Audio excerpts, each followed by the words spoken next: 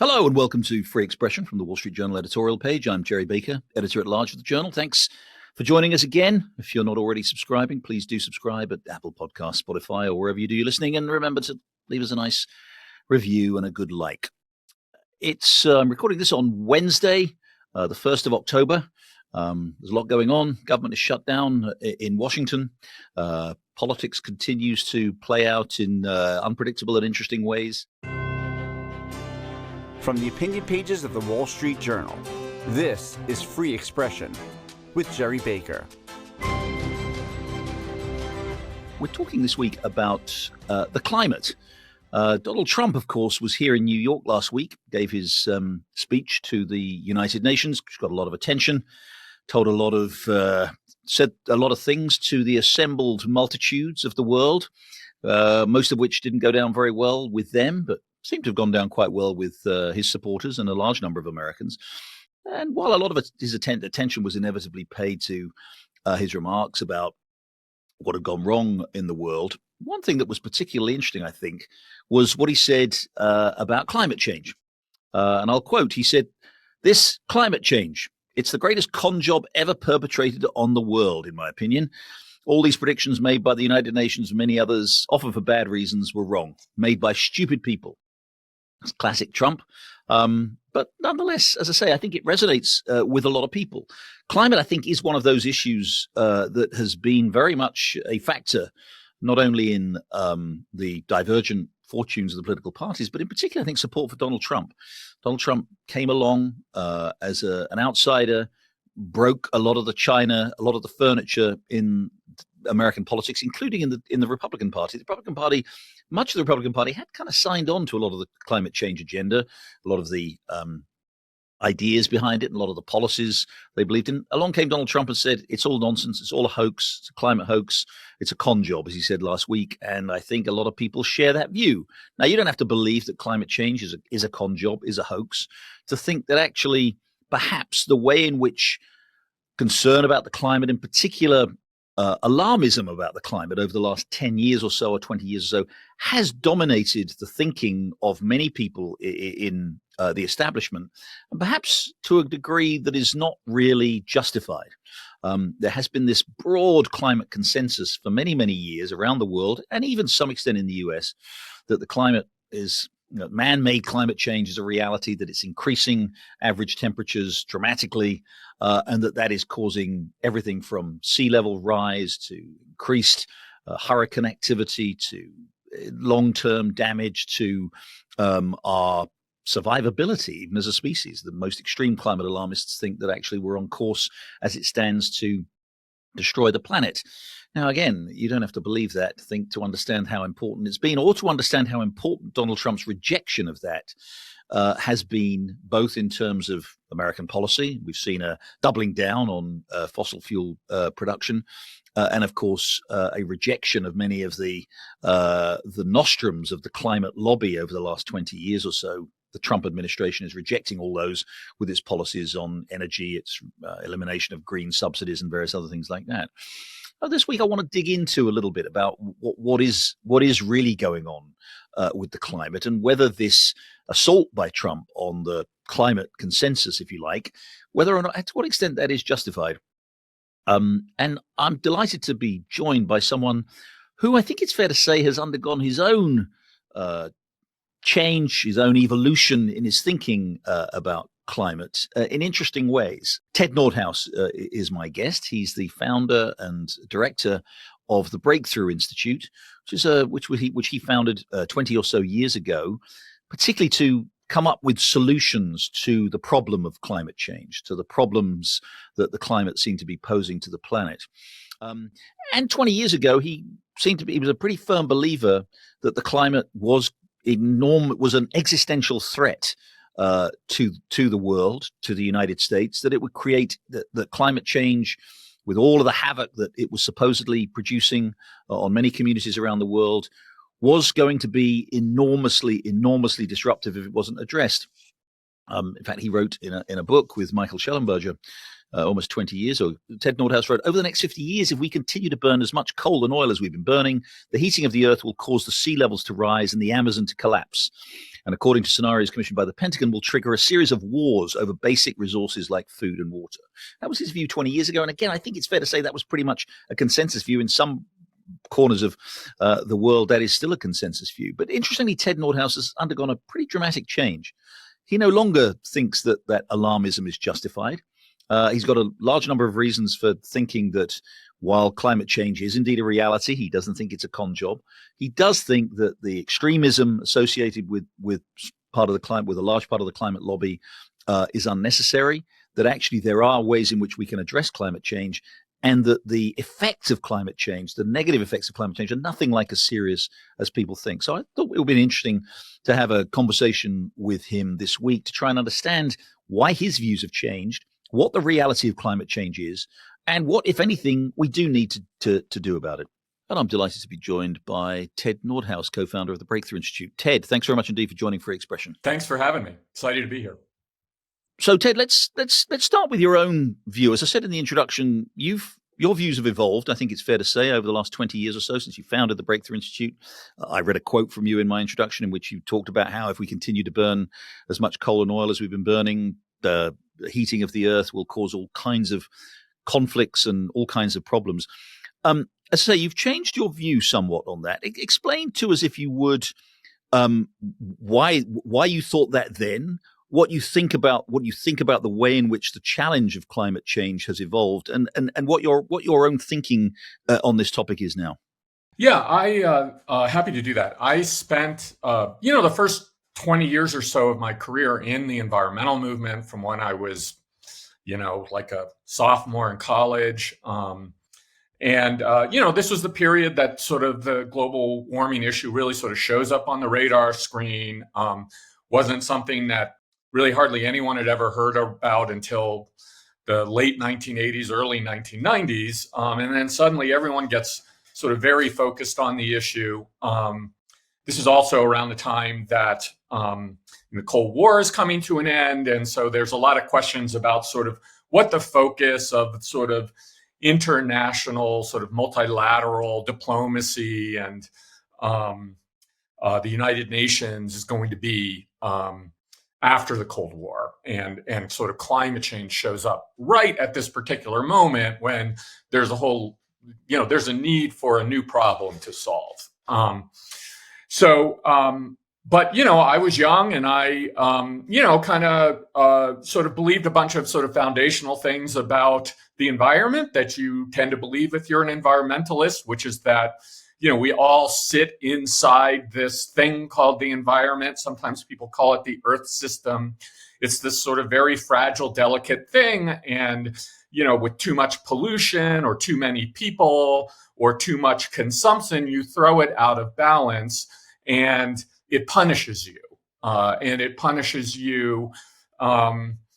doesn't really matter exactly how, but what it means is that if you sort of violate the sort of planetary boundaries or the limits of the Earth in one way or another to too great a degree, really terrible things happen to humanity. Just sort of, you have to understand that this is an issue, this is an idea that goes long before before the issue of climate change shows up, and these ideas get kind of mapped onto the issue. There's a lot of scientists saying, hey, the Earth is going to warm. It could warm a lot, and that's going to be really bad. So, my view, and the quote that you read reflects that, was that, we were going to continue unless we made sort of radical changes to how we powered human societies. We were going to kind of continue to burn, every chunk of coal and barrel of oil and gas that we could find, and that we were going to put carbon dioxide into the atmosphere, and that was going to heat the atmosphere catastrophically, and the result of that would be hurricanes and heat waves and the collapse of global agriculture and rapid sea level rise, swamping global cities and massive human migrations, fleeing climate extremes. So this was a pretty conventional view. It was a conventional view, 2 decades ago when I sort of started to ask some harder questions about some of these claims, and really the sort of catastrophic claims have only kind of gotten more extreme since then. But to be clear, you no longer think that, right? I mean, you no longer, or at least you no longer think the kind of the scale of the catastrophe, as it were, is what it was. Yeah, I think that's a fair characterization. I mean, I over a period of quite a number of years, I started to kind of look at a set of evidence that challenged some of those things. And to be clear, nothing I'm going to say here, nothing I've said in anything I've written is to suggest that temperatures aren't rising globally. The planet is warming. It is being warmed primarily by the combustion of fossil fuels and the increase in CO2 concentrations in the atmosphere. All true. That's well established scientifically. I don't think that's going to change. But then the question goes, how much is the planet going to warm, over what time frame, and what the consequences will be for human societies? And that is where my view on this has really evolved a lot. Let's break those down then. So first of all, as you say, there are a number of elements to this, but let's take the first point you raised, which is that maybe the rise in global temperatures is not going to be as great as you thought it was 20 years ago. I think I'm getting the piece you wrote recently. You talked about the sort of consensus, or your view, perhaps global average temperatures would rise by 5 degrees by the end of this century.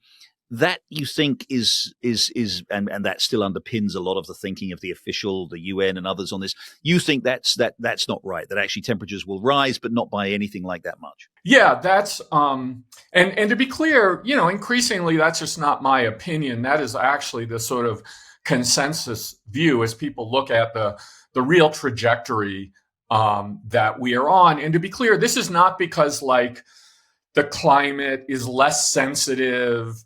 The temperatures are less sensitive to CO2. I mean, there are various people who are arguing on one side or the other of sort of how sensitive the climate is and will be to more CO2 in the atmosphere. And, there's just a lot of pretty, frankly, irresolvable uncertainty there. But it's to do with things that you talk about less population growth than we were expecting, less economic growth than perhaps we were expecting, and more decarbonization, right? That's it. Right. This is really about people, the economy, and technology. How many people are there going to be? How rapidly is the economy going to grow? And how rapidly our technology is going to improve. And on every one of those fronts, the news is really good. And we know, or we've kind of recognized a bunch of things that even a decade, 15 years ago, we really weren't acknowledging. So the first thing is just that population is likely to peak, stabilize, and begin to decline much, much sooner than what people thought even a decade ago. So, I think increasingly, if you look at demographic projections, we may not even ever hit 9 billion people on the planet.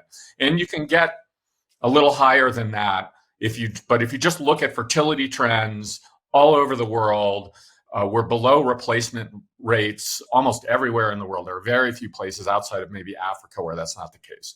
So, by the middle of this century, we're likely to see peak population, and then population is going to start to decline.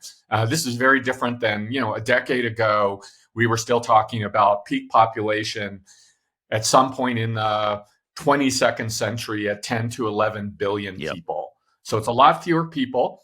When you look at economic growth rates, I mean, everyone 15 years ago was looking at China and being like, China is just going to kind of continue to grow at 7, 8, 10% annual GDP growth rates.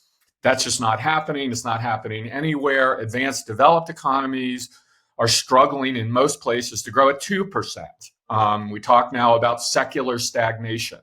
So this idea that you're going to have endless exponential compounding economic growth. Actually, it seems like the opposite, that like as once you industrialize and you get rich, sustaining high growth rates gets increasingly difficult. And then the last thing is just that, we have long-term trends in both national and global decarbonization that are quite substantial and that are quite robust. So, one of the interesting things people argue about, will this be a terror? Trump is now says climate change is a hoax. And so does that mean, we'll stop decarbonizing? And if you look at like just even the US, the long-term decarbonization rate in the US, it has fallen consistently at roughly the same rate across Republican and Democratic administrations for decades, really at least since the 1973 oil embargo, when everyone really gets very focused on energy efficiency and alternative energy and diversifying energy supply, all of those things. So for all of those reasons, most projections now, it's very, very difficult to get much beyond 3 degrees of warming by the end of this century, as opposed to talking about, say, 5 or 6 degrees a decade ago. So, as you say, that last point, the decarbonization, the energy intensity of growth has, significantly declined for all these reasons that you've talked about last of years. Just a quick aside, as what one keeps reading about obviously as AI develops, the massive expansion of demand to power the data, obviously that is at the core of AI. Does that change anything at all about sort of long-term expectations about the energy intensity of growth? Are we actually going to be, are we going to need more energy as we move to essentially a kind of an AI first economy if we are going to do that? I mean, I think that in sort of various local, regional contexts, you're getting this big kind of new source of energy demand. But when you really look at it in the grand scheme of things, it's pretty small. AI is adding, you look at these projections, 5, 6, 7% of sort of total energy demand. I mean, we tend to focus a lot. It's more significant in the electricity sector, but electricity is just a small share actually of global primary energy consumption. So I don't think that AI and data centers are going to kind of much change the picture in terms of the long-term trajectory of global energy demand, but it is, in really significant and important ways, changing the picture in sort of short and medium term demand on electricity grids in the U.S. and some other places where we expect to have a lot of these new data centers and a lot of this new demand. Okay, so let's go back to your point then. So let's say it's 3 degrees of warming by the end of the century rather than 5.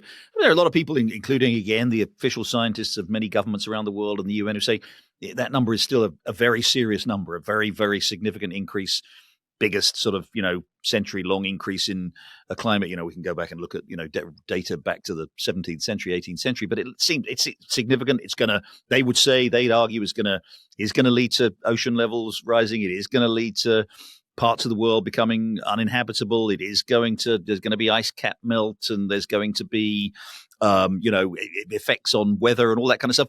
How much of a difference does it make that if and what is the impact of 3 degrees of warming, and how much difference does it make compared with 5 degrees? Yeah, well, so I mean, the first thing is, even at 5 degrees, if you kind of really look at what those sort of impacts are, and you look at sort of how resilient modern societies are to climate extremes, I think it's sort of actually hard, if you really kind of look hard at that, to get particularly catastrophic even about that, because if you're looking at the time frame over which this is happening, a century or two, and these impacts they're unfolding on sort of century and in some cases even millennial timescales. I'd be much more concerned about, say 2 meters of sea level rise or 3 meters of sea level rise, if that was going to happen over the course of a couple of decades and not a century. And that's the case with most of these impacts. Because we can adapt, right? It happens at a pace. Yeah, on the 3 degree question. And I think the important thing, because, I continue to support efforts to mitigate climate change, that sort of balance a variety of other sort of human considerations. And the reasons for that is that I think that the consequences of 3 degrees of warming, first of all, they're going to be terrible for sort of the rest of creation. We're going to lose a lot of biodiversity. We're going to lose a lot of habitat. And I care about those things. I mean, that's the sort of part of my environmentalism that I keep with me, is that I would like to have, a beautiful, ecologically vibrant world that we pass on to those who come after us. I just don't think this is going to be particularly catastrophic for human societies. We're not going to have these sort of mass death events and tens of millions or hundreds of millions or billions of deaths from climate change. I mean, that's what the sort of climate movement increasingly has claimed. And I just don't think there's a strong basis for that. One of the points you make on that, and you just talked about it, is resiliency, right? And the fact that we adapted. And one of the things I found very striking about something you wrote recently was every time there's a hurricane or a wildfire or a heavy rain or whatever, the media tend to immediately go to the climate change, and they say, "Oh, isn't it terrible? We're seeing incidence of these events is dramatically increased over the last 20 years." Again, some of that very dubious, based on sort of very dubious methodology. But one of the most interesting things I think that you've pointed out and others have pointed out too is that actually, whatever the truth of the incidents, the frequency of these events, the lethality of these events, or the damage of these events, if you like, is dramatically lower. Something very striking I read recently that you wrote. You said, I think in the first half of 2025, you were quoting Roger Pielke, I think the writer, but the first half of 2025, actually, the number of the number of climate induced, if you like, deaths, from all of those kind of natural disasters that we see, was probably its lowest ever level. So we get this story from the media that these things are happening all the time and getting worse and worse and worse, and more people are exposed to these events. But the data actually suggests, and explain this if you would, that actually we are experiencing dramatically declining deaths and other human costs of these supposedly climate-related events. Yeah, that's right. I mean, a natural disaster is not purely a natural event. It is not simply a factor of how extreme the weather or climatic or even non-climatic hazard is. I mean, you see similar trends with things like earthquakes and other non-climate related disasters. Natural disasters happen at the intersection of a natural hazard, and when we're talking about climate change, we're talking about climate hazards, and human societies. So what defines how severe a natural disaster will be in terms of deaths or the economic costs of it or any of the things that we care about in terms of the impacts on human societies. What matters is not simply, well, how strong was the hurricane or how hot or long was the heat wave. What matters is how many people are affected by this event and how vulnerable are they to it. So it doesn't take, a lot of imagination to see that, you look at a hurricane kind of making landfall along the U.S. Atlantic seaboard or the Gulf Coast. First of all, we have incredible technology. We can not only sort of see these things forming, but we can project where they're going to make landfall and how strong they're going to be and all of these things, well in advance. 7, 8, 9, 10 days in advance. Everybody knows it's coming. We have a sense of where it's going to hit, and the closer it gets, the more clearly we have, the clearer sense we have of where it's going to make landfall and what trajectory it's going to take, all of that. Secondly, what the places it's making landfall, there's huge amounts of hardened infrastructure. People are not living in thatched, shacks with thatched roofs or anything like that. We have paved roads. People can actually get in an automobile and leave. What's left behind is sort of lots of concrete and steel and various other things that make it much more resistant to the problem. If it's a heat wave, people have air conditioning. We have emergency response. We have so much sort of hard and soft infrastructure that in any even moderately developed society is protecting us from these events. So humans are demonstrably safer from climatic extremes, whether they are due to natural variability or warming, than they've ever been. And then the second, and this is really, really critical to understand, is that the main event when it comes to any kind of natural hazard that is related to climate is that natural variability. Just, when people say, well, climate change made this event this much more likely, X percent, 20 times, whatever, they are not actually saying, because I think the way that people hear this when they read it in the media is that, okay, without climate change, there would be no hurricane or there would be no heat wave. And that is not what what's called single event attribution studies and science are saying. What they're saying is that a heat wave that hits, say, 103 degrees for 3 days as the minimum high temperature is much more likely, vastly more likely with climate change than without climate change. But actually, if you kind of go look at the science and what they're saying is that without climate change, it would have been 100 degrees for 3 days. It still would have been a quite severe event. It still would have had quite significant consequences insofar as there were consequences. It just would not have been quite as extreme. So it's both the fact that we're much less vulnerable to extreme events, whether they are amplified at all by climate change or not, and the fact that, like, when you look at how much, even in the sort of, I guess you would call it worst case, not best case, but when you kind of look at where climate change is having the most impact on things, and it's most clear that there is a climate impact on things like, say, heat waves and how intense heat waves are, or exactly how much precipitation we get from an extreme rainfall event. It's at the margin. It's making the rainfall you get 10% more rainfall maybe, or it's the high temperatures are a couple of degrees hotter. But you still have an extreme event, even if there were no climate change. So what about the longer term effects of climate change then? The sort of things you talked about 20 years ago, which is, again, a significant rise in average temperatures. What effect does that have on cultivable land in the world or habitable land? And does that create migration? We've seen, one of the things we've seen, I was just in Europe a couple of weeks ago, and this continuing migration that they face in Europe particularly from Africa and the Middle East. A lot of it is obviously politically driven, but there's a view that there's a long-term migration is driven by the increasingly difficult circumstances that climate is producing in parts of the world. How much of a problem is that temperature increase for large parts of the world in terms of their ability to grow crops, for people to live? What's your assessment of that impact? Yeah, well, I mean, on the migration question, first of all, there's just very little actual good evidence that this is in any significant way being driven by climate change. It's being, as you say, it's being delivered. It's sort of a combination of sort of political factors, failed states, things like that, and then just people migrating toward economic opportunity. And the interesting thing is, if you look at the direction of migration all over the world, people are not fleeing climate hazards; they are migrating towards them.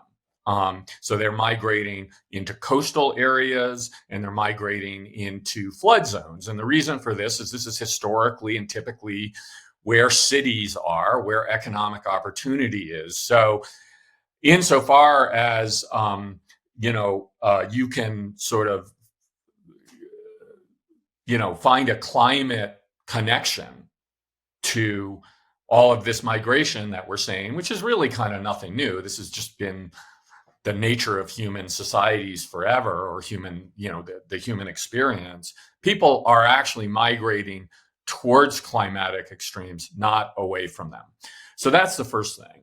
Now, on this question of uninhabitability and things like that, you get to like 5 degrees of warming, and there's a lot of talk going back to the last decade around what were called wet bulb temperatures, where it would just be so hot that people literally couldn't survive outdoors for more than 15 or 20 minutes, or it's like sort of being in a sauna, some point the sauna. But, there's sort of a couple of things. First of all, when you actually look at that, even with 5 degrees of warming, there's sort of very, very limited periods. It's not like it's like wet bulb temperatures, all or most of the time. You get theoretically a few days a year, or maybe a week a year, spread out over the course of like a hot season. But even that is pretty dodgy, because when you look at the actual sort of climatic drivers, this will happen even with, say, 5 degrees of warming. It happens. You have to have not just high heat, but high humidity, and you have to have them at the same time. So you can go into the tropics and find like times when humidity is very high, and you can find times where it's very, very hot, but those are generally not the same times. So really, really high temperatures above, say, 40 degrees Celsius, 105 degree type temperatures. Those tend to be in the dry season in sort of tropical and subtropical locales. But what about cultivability? I mean, is this going to make large swathes of the world, unable to grow crops and produce all the stuff that we need to live? When you actually look at the projections, this just certainly up to 3 degrees. Actually, climate change tends to increase agricultural yields in most places. Warmer weather is actually sort of up to a point good for crops. And then, almost none of these sort of really kind of catastrophic scenarios just account for adaptation. And human agriculture is incredibly adaptable. So, what you would see is sort of shifting sites of cultivation. And you see shifting cultivars. So, you start growing different crops, and then you get various, crop breeding, for, say, more drought resistant crops. And, this has just been the story of human agriculture going back for thousands and thousands of years. And it's why we're able to grow crops in so many different climates all over the world. And we've become just increasingly adept at breeding and adapting crops to do this. So, when you go look at these studies, there's very little accounting for agricultural adaptation. There was a big study that came out that was like climate change is going to take breakfast off the table, and they'd done this calculation that showed how much climate change by the end of the century was going to decrease yields. And first of all, they were still using these extreme implausible warming scenarios to get these big sort of impacts. So they were looking at more like 5 degrees of warming. And even then, the thing that you have to understand is that they were not actually, when people see a headline like that, they think, okay, so that means that we will produce, agricultural output will go down 15% from where it is now. Well, that is not exactly at all the case. And when you go and you look at the study, actually agricultural output increases very, very substantially, like 50, 100% by the end of the century. And what they are calculating is how much less output there is with climate change as opposed to a counterfactual world in which there were no climate change. So if you look at the total output, it's massively increased. It's not taking breakfast off the table. So this is incredibly misleading science that was then really, really misrepresented by the authors in the media. It's kind of scandalous when you go and you actually look at what that study actually did and what it found. And this has just become an acceptable norm in this sort of little part of the sort of scientific enterprise, which is that because everyone sort of agrees that we need to do something about climate change and we don't think we're doing enough, so it becomes okay to just try to scare people into and to exaggerate and to sort of actually misrepresent scientific findings, as is the example here. And I can give lots of other examples of it. And again, none of this is to suggest that climate change isn't happening. It's caused by human activities. It's caused by combusting fossil fuels. But when you get to these kind of impact assessments and these projections of future warming and things like that, the whole enterprise is just broken. It's become an advocacy effort. And it's just sort of everybody looks the other way, knowing that a lot of the sort of ostensible science that is being produced and then communicated to the public is really quite misleading. The picture you've described here, climate change is real. It's continuing, but it's much less serious than the alarmists would have you believe. It sounds like we don't really have much to worry about. There are many benefits of climate change. You just talked about we'll get more cultivable land. We've made incredible movements and continue to make continued progress in terms of resilience. We've got technology which is making our economy is much more energy efficient and all of this kind of stuff. What's the problem? Yeah, I mean, I'll say a couple of things. As I said, I mean, I think if you care about things like biodiversity and having a sort of vibrant natural ecosystems all over the world and coral reefs and should we be concerned about that? I mean, are you concerned about that? I mean, I am. I care about those things, but it's more like kind of art or culture or it is not an I think the point that I would say is that this is not actually an existential threat. This is sort of a garden and variety environmental problem that we have opportunities to mitigate in reasonable ways. So, just to your question about, well, should we be worried? And the technology is kind of taking care of itself. And I think that's all true.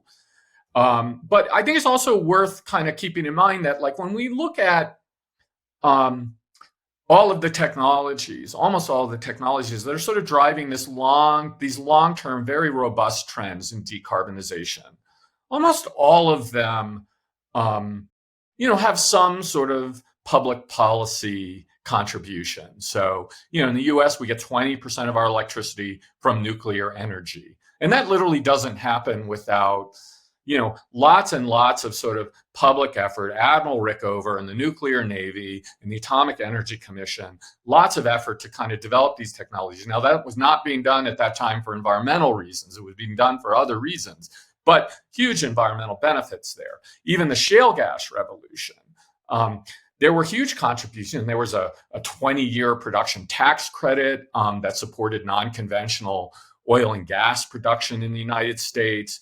The Department of Energy, national laboratories supported really important demonstration projects, working very closely with the oil and gas industry to figure out how to sort of crack the code of getting all of this shale gas and ultimately oil out of the ground. Obviously, as much as I don't think we're going to run the entire world, anything remotely close to it, on variable renewable energy sources like solar and wind, I mean, the sort of story of solar energy is quite remarkable, and solar is getting really, really cheap. And again, that doesn't happen with a lot of public policy. But this is a long-term thing. The focus and what's important is innovation and technological change. And what all of this climate catastrophism is in service of is this effort to say, no, there are these hard limits. There are these kind of international climate targets, which are based in science, which they really aren't. These are pretty arbitrary targets that the world must meet, or the world is going to end. And so then we get things like, we're going to phase out internal combustion engine vehicles in the United States in a decade. And not only is it just terrible policy, it's a bad idea, but it's actually sparked a huge backlash politically. Yeah. So it actually ultimately, all of this kind of climate alarmism, craziness, catastrophism, whatever label you want to put on it, it actually is ultimately counterproductive, certainly in my view, in that I think you're sort of trying to push both the sort of techno-economic system and, frankly, the political system much harder and much faster than it could conceivably ever go. It sounds as though much of what you're saying is that we're basically on the right track. All of the, we do have a challenge, but we're meeting that challenge in all kinds of ways. I suppose the climate catastrophists would say, well, yes, but we had to exaggerate, should we say. They would never admit that, but we had to make the extreme case about climate in order to get us to do, we have decarbonized dramatically. Again, that began, as you say, back in the 1970s with the oil shock. But we have decarbonized dramatically. We have become much more energy efficient. We have taken much greater effort to be more resilient. We have, developed, as you say, renewables in particular, which are becoming increasingly, despite some of the things that Donald Trump says about them, solar in particular, but to some extent wind. I was just in Europe a couple of weeks ago talking to a company that actually is a battery storage company, and they were giving me some really interesting numbers about how, wind power in particular, about relative, of course, Europe has very high energy costs generally, but relative to other energy costs in Europe is low. So they would say, look, we've made this progress because we had to embrace the idea that we were facing catastrophe or whatever, and yes, we've become, we're on the right track now. I know the catastrophists don't think we are on the right track, but is it true that we wouldn't have done all these things to make our economies more energy efficient and more, to have more renewables and reduce our carbon footprint? Is it true that would have just happened anyway with economic progress and technological innovation? Yeah, I mean, it did happen anyway, because if you look at, the rate of global decarbonization and most national decarbonization prior to 1990, from 1960, 1970, you can pick a kind of similar time period. We were decarbonizing faster prior to anyone ever having heard of climate change than we have since. So this suggests to me that I think it's pretty compelling evidence that these scare tactics are not the reason, that these very robust long-term trends long predate the existence of a climate movement or even the existence of any public concern or knowledge about climate change. So no, I don't think that's true. Final question to take, because we're almost out of time. I wish we had more.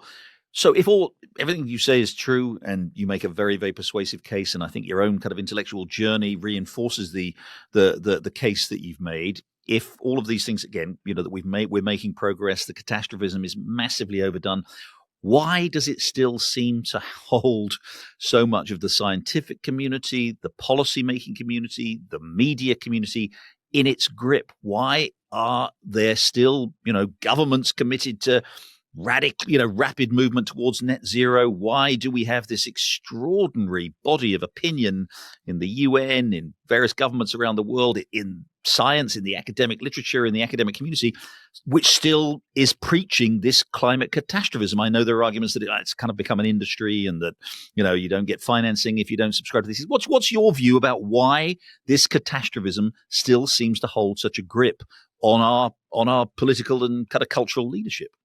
Yeah, I mean, I think the biggest thing I'd point to two things. I mean, environmentalism broadly, the environmental movement, is arguably the wealthiest, most powerful social movement in the history of human societies. There's an estimate out of Indiana University, the Lilly School of Philanthropy, that just in the U.S. alone, climate philanthropy is $8 billion annually. This was from a couple of years ago. It maybe it's gone down a little bit, and you have to understand that that's not, when people go, well, what about the oil industry? I mean, that's a huge industry, and look how much revenue and whatever they have. And it's like, that is not, an oil industry or any industry, it's got its revenue, and then it's got its profit.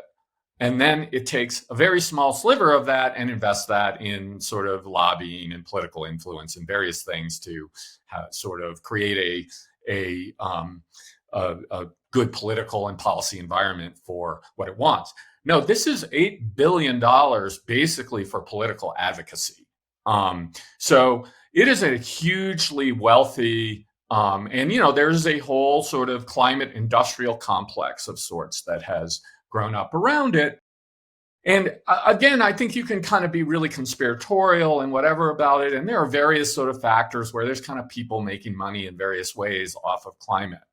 But I think you just also have to understand that environmentalism, and now what some people call climatism, it's really become sort of the secular religion of the post-industrial sort of knowledge class. And so, there is a sort of sociological kind of component of it. I think it's sort of part of the broader thing that is sort of driving what people call educational polarization across the developed world. And so, you have this sort of elite kind of post-industrial knowledge classes that have particularly sort of captured the sort of center-left establishments in most rich countries. And then you have this sort of non-college educated sort of populist reaction to it that has sort of swept across the developed West over the last decade plus. And, I don't think environmentalism or climatism or climate alarmism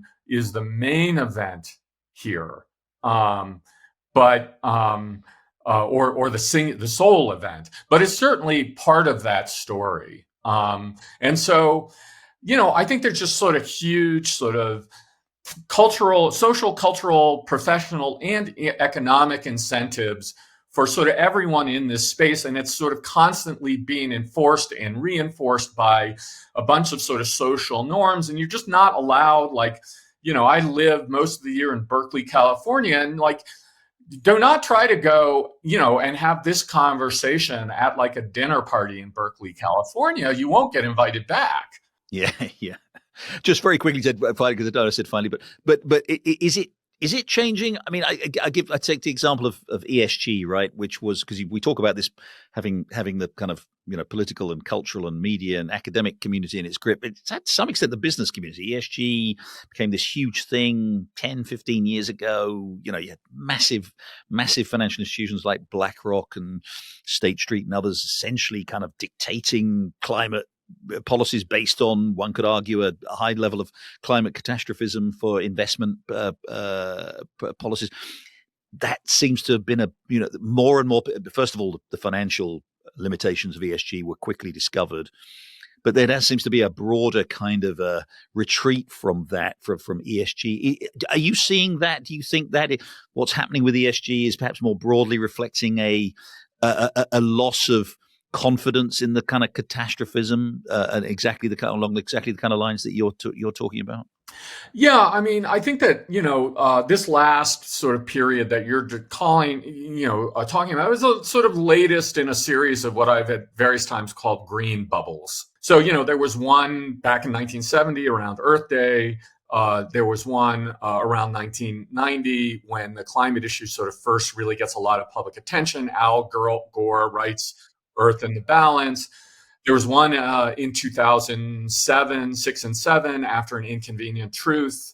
And then there was sort of this latest one in this sort of Greta Thunberg, ESG, BlackRock, all of it. And what is sort of remarkably consistent in all of these sort of periods of this sort of kind of crazy it's a funny kind of balance, because on the one hand it's very catastrophic, and on the other hand it's sort of very millenarian, right? Like the now that the scales have fallen from our eyes, we're going to see, and we're going to create this incredible new green utopian world.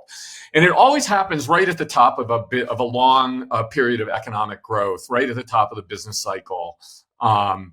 And then the economic bubble sort of bursts, and the green bubble bursts with it. And so we're now in a period, obviously, sort of high interest rates, inflation, a bunch of, history is back, geopolitical strife. Those tend to be periods where there's a lot of retrenchment, and where this sort of many of the green enthusiasms kind of go into hibernation. I think if past is prologue, we should expect that at some point they will come back, maybe in different form. But I do think that if you look in politics, I mean, even in the Democratic Party, I think a lot of Democrats now are kind of starting to kind of question the wisdom of having sort of outsourced the Biden administration energy and climate policy, particularly energy policy, to the climate movement, which is essentially what they did. So I think it's unlikely that, even if there's like an AOC presidency in 2028, that it will look from a climate and energy perspective like the Biden presidency. But, we'll see. Head wrong in public, right? Ted, having backed us away from the cliff edge of climate catastrophism, you've left us with the promise of an AOC, the possibility of an AOC presidency. So I don't know where that stands in terms of the optimism of our listeners. But Ted Nordhaus, director of the Breakthrough Institute and founder of the Breakthrough Institute, that's a fascinating conversation. Thanks very much indeed for joining Free Expression. Thanks so much for having me. Well, that's it for this week's episode. Thanks very much indeed for joining us. We'll be back again next week. Please do join us then. In the meantime, have a great week and goodbye.